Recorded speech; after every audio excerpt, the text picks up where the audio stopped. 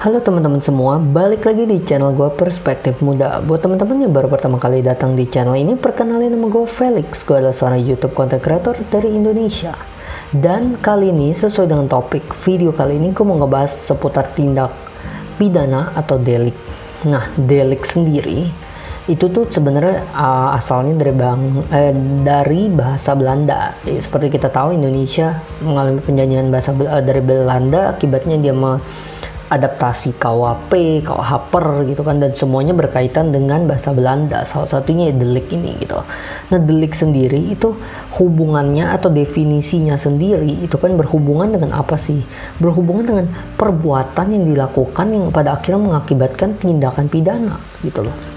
Atau perbuatan yang melahirkan sanksi, perbuatan yang akhirnya menyertai atau melahirkan adanya suatu hukuman gitu loh. Misalnya melakukan perbuatan yang melanggar hukum, melawan hukum gitu kan, membuat suatu perbuatan yang melanggar ketentuan pidana dan lain sebagainya, itu delik. Jadi perbuatan yang mengakibatkan terjadinya suatu pertanggungjawaban, perbuatan yang mengakibatkan terjadinya suatu sanksi gitu kan, melanggar hukum dan lain sebagainya gitu. Nah, di dalam delik sendiri ada dua unsurnya gitu. Nah, unsur subjektif, objektif. Nah, sebenarnya sebelumnya gue juga udah bilang sih, kalau subjektif tuh lebih ke si subjek.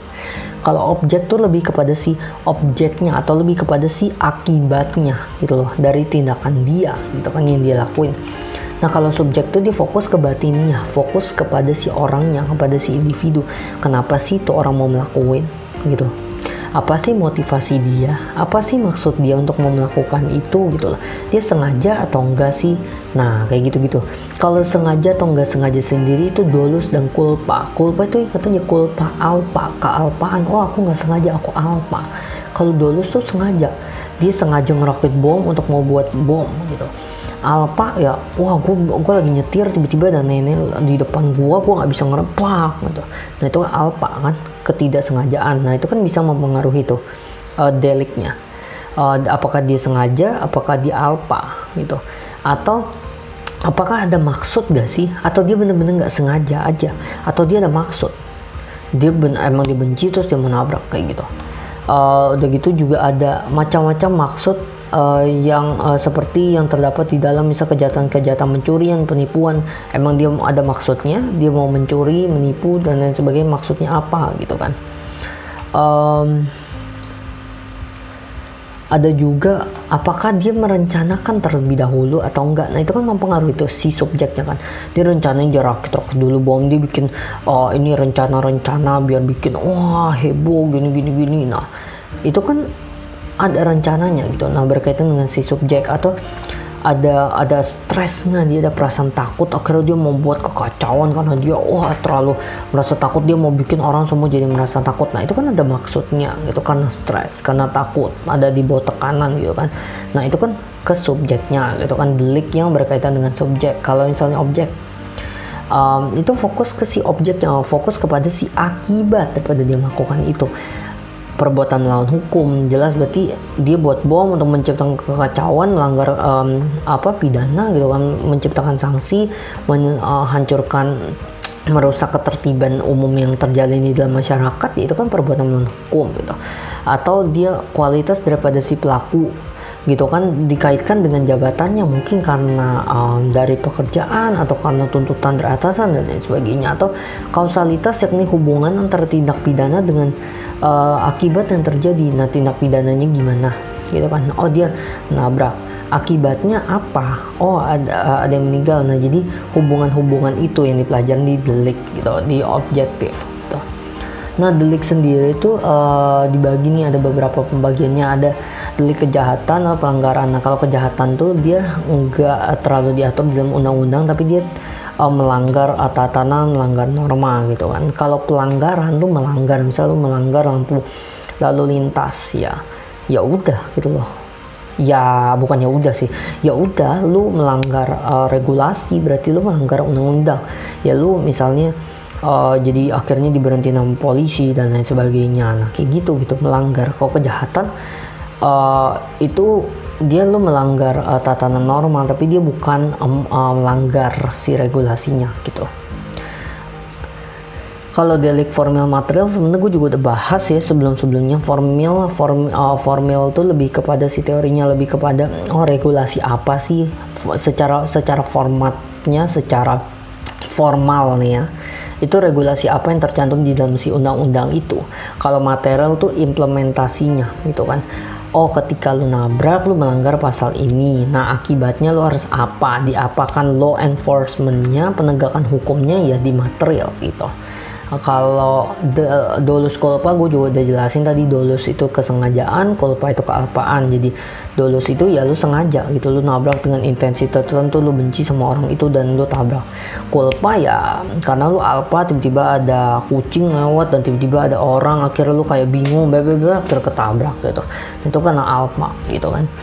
Atau delik komisionis, omisionis, dan komisionis per omisionis. Kalau komisionis itu dia tuh fokus kepada larangan-larangan yang ada di undang-undang, misal nggak boleh mencuri, nggak boleh menggandakan uang, nggak boleh pencucian uang gitu.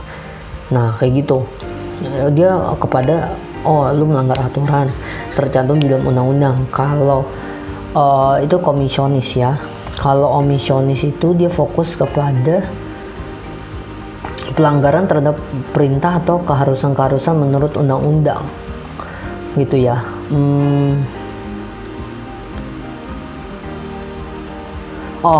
Jadi bedanya komisionis sama omisionis apa? Kalau komisionis tuh dia fokus pada larangan-larangan. Dilarang melakukan apa di dalam undang-undang, dilarang melakukan apa di dalam undang-undang. Kalau omisionis tuh dia fokus kepada perintah dan keharusan yang ada di undang-undang gitu.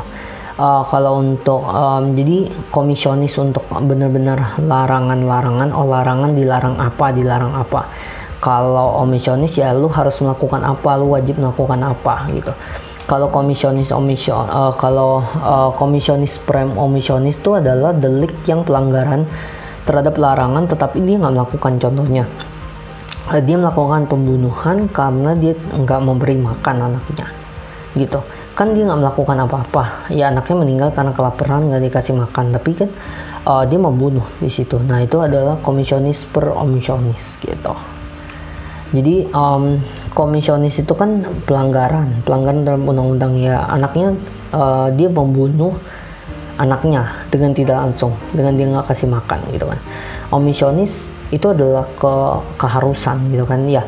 Jadi omisionisnya, jadi ketika dia akhirnya anak dia mati, anak dia meninggal, yaitu komisionis gitu loh, dilarang membunuh. Omisionis keharusan untuk kasih anak lu makan gitu. Ya komisionis per omisionis, jadi dia membunuh karena anak dia nggak dikasih makan. Kalau misalnya anak dia nggak dikasih makan sama dia, berarti yang kenapa? Omisionis gitu. Kalau dia membunuh orang lain, yang kenapa? Komisionis gitu. Jadi komisionis ke si larangan, kalau omisionis keharusan, kalau komisionis per omisionis itu adalah tindakan dia yang melanggar hukum, yang juga karena dia tidak melakukan sesuatu, dia tidak melakukan haknya, dia tidak melakukan apa yang seharusnya udah diwajibkan, kasih orang makan, kasih orang tempat tinggal dan lain sebagainya gitu. Kalau delik tunggal, delik berganda, tunggal tuh dia baru melakukan hal itu sekali gitu, dan dia ketika diminta pertanggungjawaban dia langsung dalam sekali gitu, dia bertanggung jawab, oke gue minta maaf, gue udah mau dimasuk ke penjara, oke gitu. Nah itu pertama kali gitu.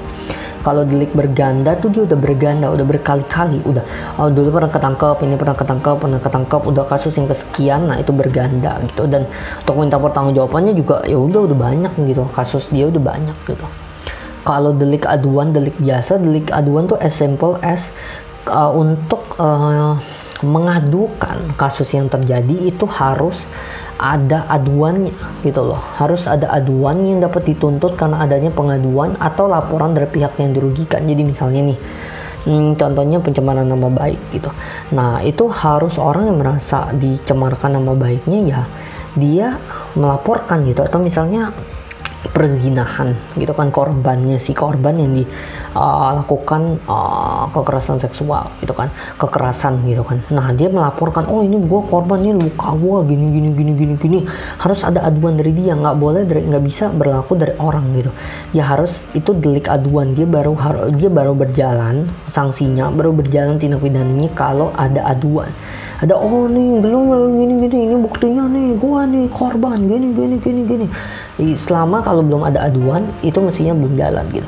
Kalau delik biasa tuh as simple as nggak perlu ada aduan, semua orang bisa lapor. Oh ini nggak bener nih gini, ya udah gitu loh, bisa lapor gitu. Dapat dituntut menurut hukum tanpa adanya pengaduan. Kalau delik aduan ya of course harus ada aduan baru tindak pidananya jalan. Kalau delik biasa without aduan, tanpa adanya aduan, tindak pidananya udah bisa jalan gitu.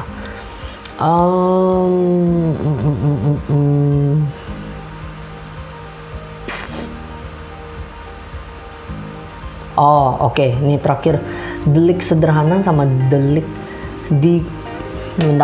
dikualifisir. Nah, kalau delik sederhana itu misalnya contohnya pencurian gitu. Nah, dia udah dituliskan di pasal 362 KUHP tentang pencurian, udah jelas di state itu sederhana, lo mencuri nih pasalnya gitu.